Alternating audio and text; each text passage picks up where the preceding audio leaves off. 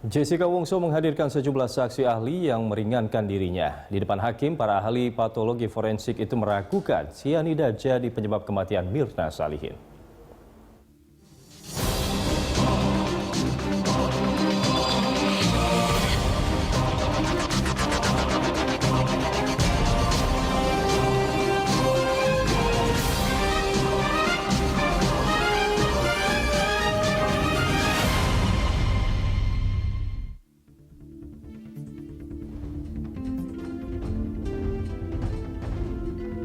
Sidang kasus kematian Wayan Mirna Salihin dengan terdakwa Jessica Wongso terus bergulir di Pengadilan Negeri Jakarta Pusat.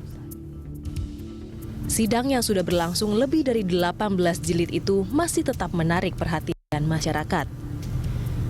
Pekan ini, sidang menghadirkan saksi-saksi yang meringankan terdakwa. Pada Rabu kemarin misalnya, persidangan menghadirkan Hartanto Sukmono dan Saiful Hayat. Mereka berdua adalah pengunjung Cafe Olivier saat Mirna meninggal dunia. Kepada majelis hakim, Hartanto menyatakan tidak melihat apa yang dilakukan Jessica. Bahkan tempat duduknya tidak mengarah ke meja 54, di mana Jessica duduk saat itu. Sementara Saiful menduga apa yang menimpa Wayan Mirna disebabkan stroke. Saiful duduk di kursi yang mengarah ke meja 54 yang merupakan tempat Mirna kolaps. Ahli patologi forensik RSCM Jaya Surya Atmaja juga dihadirkan kuasa hukum Jessica sebagai saksi yang meringankan. Dalam kesaksiannya, Jaya memperkirakan Wayan Mirna Salihin meninggal dunia bukan disebabkan oleh sianida. Alasannya, sianida di lambung Mirna tidak mencapai kadar minimal untuk bisa membuat seseorang meninggal. Berdasarkan BAP, dalam lambung Mirna ditemukan 0,2 mg per liter sianida. Sedangkan menurut Jaya, kadar minimal sianida yang dapat menyebabkan kematian adalah 150 hingga 250 mg per liter. Orang yang meninggal karena sianida itu sudah pasti HbO2-nya tinggi, Pak. HbO2-nya tinggi artinya dia sebenarnya tidak biru, Pak. Jadi merah. Seperti gambar ini, merah, pink, Pak. Warnanya. Ini contohnya ya, pink. Iya. Nah, itu begitu, Pak. Itu pertama gejala. Gejala pertama. Gejala pertama. Gejala kedua adalah bau, Pak. Bau yang namanya bau bitter almond, bau sianida. Itu ciri khas kedua, Pak. Ciri khas ketiga itu adalah lambung yang gambarannya itu bengkak. Kalau diraba itu licin seperti sabun dan warnanya merah sekali seperti ini, Pak. Sebelumnya, Pak, ini. Kesaksian Jaya tidak jauh berbeda dengan saksi ahli yang dihadirkan pada 5 September lalu. Kala itu, persidangan mendengarkan keterangan ahli patologi forensik dari Australia, Profesor Beng Beng Ong. Profesor dari Universitas Queensland, Australia ini juga ragu Mirna Salihin meninggal karena sianida. Menurut Beng Ong, sianida memiliki dua wujud, yakni garam dan gas. Gas sianida lebih cepat bereaksi pada tubuh manusia. Sementara garam sianida bereaksi lebih lama karena harus melewati sejumlah organ tubuh seperti lambung dan hati sebelum diserap tubuh. Karenanya, Mirna dalam pengamatan Beng Ong tidak mungkin meninggal akibat garam sianida yang dilarutkan dalam kopi. Sebab reaksi pada tubuh Mirna sangat cepat, yakni sekitar 5 menit.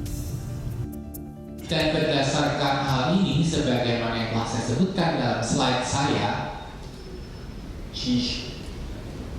the victim, korban, did not show any features of cyanide toxicity. tidak menunjukkan adanya ciri-ciri keracunan sianida. The clinical features are not typical. Ciri-ciri klinisnya tidaklah khas. Selain itu, Beng Ong menuturkan ciri kematian lain yang tertulis di rekam medis dari kepolisian ternyata juga tidak menggambarkan korban meninggal dunia akibat sianida. Kepastian penyebab tewasnya Mirna makin tidak bisa dipastikan karena tidak ada proses otopsi terhadap jenazahnya. Otopsi terhadap jenazah Mirna memang tidak bisa dilakukan polisi karena keluarga keberatan. Sebagai jalan tengah, penyidik hanya bisa mengambil sampel dari tubuh Mirna untuk pemeriksaan toksikologi. Selain masalah otopsi yang ditolak keluarga dan dokter hanya mengambil sampel, sebenarnya ada sejumlah catatan seputar jenazah Mirna. Misalnya, sampel diambil dokter setelah jenazah Mirna diawetkan. Selain itu, proses pengambilan sampel juga sudah lewat dari 1 kali 24 jam. Padahal untuk kepentingan penyelidikan, penyidik seharusnya segera melakukan pembedahan. Untuk kasus sianida, tim otopsi berpacu dengan waktu mengingat sianida sangat mudah menguap. Tak heran jika akhirnya saksi ahli menilai temuan 0,2 mg sianida di lambung Mirna sebagai sesuatu yang sebenarnya kurang bagus untuk dijadikan bukti. Masalah otopsi sebenarnya pernah disinggung saksi ahli lain pada sidang 31 Agustus, di mana saat itu Dokter Forensik Universitas Indonesia Budi Sampurna dihadirkan jaksa penuntut umum. Dalam sidang selama 3,5 jam itu, Budi menjelaskan kematian Mirna sesuai dengan gejala keracunan sianida. Kesimpulan itu diperoleh dengan melihat adanya sianida di lambung Mirna dan gejala sebelum meninggal. Namun Budi menambahkan, zat sianida yang terkandung dalam lambung Mirna bukanlah barang bukti yang bagus. Untuk mengetahui secara jelas racun yang diserap organ tubuh korban, maka seharusnya dilakukan dengan cara otopsi dan bukan sekedar pemeriksaan organ dalam saja. Masalah sianida dan tidak adanya otopsi membuat kasus kematian Mirna tetap jadi teka-teki. Kondisi makin rumit karena dalam barang bukti, CCTV yang diputar di pengadilan juga tidak ditemukan adegan yang bisa menjawab bagaimana caranya Jessica memasukkan sianida ke kopi Mirna. Untuk menemukan titik terang, persidangan pernah menghadirkan kriminolog Universitas Indonesia Profesor Roni Mitibaskara. Dalam kesaksiannya, Roni banyak mengungkap karakter wajah Jessica. Dari CCTV, Roni menjelaskan beberapa gerak-gerik Jessica menunjukkan kecemasan. Jessica saat itu juga terlihat beberapa kali memperbaiki posisi duduk dan mengibaskan rambutnya dengan kedua tangannya. Tanda-tanda yang menurut Roni memperlihatkan kecemasan dan ketidaktenangan. Mantan Hakim Agung Joko Sarwoko berpendapat, kasus Mirna sebenarnya sudah punya kesulitan tinggi sejak beberapa kali ditolak jaksa. Menurut Sarwoko, penolakan itu bisa jadi karena jaksa masih butuh bukti yang lebih kuat seperti hasil otopsi. Sarwoko menduga penyidik kesulitan meyakinkan keluarga sehingga mereka harus mencari bukti lain. Kalau kita lihat proses ini semenjak awal di tingkat penyidikan, itu untuk diterima, untuk dilimpahkan di kejaksaan dulu kan sudah bolak-balik itu.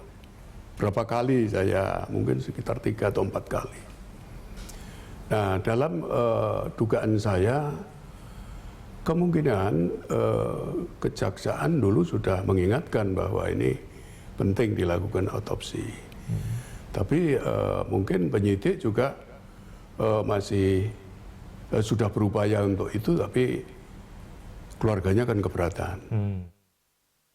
Teka-teki kematian Wayan Mirna Salihin jadi perhatian publik sejak Januari 2016. Hingga pengadilan bergulir, pro kontra terus mengiringi jalan kasus ini. Perdebatan seputar motif, kekuatan barang bukti, atau bagaimana cara Jessica meracuni Mirna seolah tak pernah berakhir. Jessica Wongso ditetapkan sebagai tersangka atas tewasnya Wayan Mirna Salihin oleh Polda Metro Jaya sejak 29 Januari 2016. Jessica dianggap punya andil atas hilangnya nyawa Mirna usai meminum kopi Vietnam yang mengandung sianida di Cafe Olivier pada 6 Januari silam. Di Treskrimum Polda Metro Jaya menetapkan Jessica sebagai tersangka berdasarkan bukti permulaan yang cukup, kesaksian sejumlah saksi ahli dan saksi kunci, serta gelar perkara yang sudah dilakukan bersama Kejaksaan Tinggi. Menyusul penetapan status tersangka, Polda Metro Jaya menangkap Jessica pada 30 Januari. Perempuan berusia 27 tahun ini ditangkap di sebuah hotel di kawasan Jakarta Utara. Usai ditangkap, Jessica menjalani pemeriksaan selama 13 jam dan akhirnya ditahan. Jessica diduga melanggar pasal 340 KUHP dengan ancaman hukuman 20 tahun penjara atau hukuman mati. Dalam prosesnya, berkas Jessica harus 5 kali bolak-balik ke Kejaksaan Tinggi. Sempat diprediksi akan bebas, jelang penahanan berakhir, berkas perkara Jessica Kumala Wongso justru dinyatakan memenuhi syarat untuk dilanjutkan ke pengadilan atau P21. Setelah menjalani penahanan selama 118 hari, tepatnya pada 26 Mei 2016, Kejaksaan Negeri Jakarta Pusat menyatakan berkas acara pemeriksaan Jessica Wongso lengkap. Saat persidangan bergulir, polemik tetap tak lepas dari kasus kematian Mirna. Masalah otopsi sebagai salah satu untuk membuktikan bahwa Mirna meninggal karena racun sianida mengemuka. Apalagi dari keterangan sejumlah saksi ahli, penyebab kematian Mirna juga belum jelas. Tak heran jika pihak Jessica makin kuat meragukan kasus yang tengah berjalan di pengadilan ini. Tak hanya meragukan sianida sebagai pembunuh Mirna, tapi juga muncul keraguan Jessica sebagai pihak yang bertanggung jawab atas hilangnya nyawa Mirna. Lalu, akankah kebenaran bakal terungkap dalam kasus yang sudah menyita perhatian masyarakat selama 9 bulan ini? Majelis hakim tentunya dituntut bijak dan jeli dalam memutuskan kasus ini secara adil, baik bagi keluarga korban maupun terdakwa.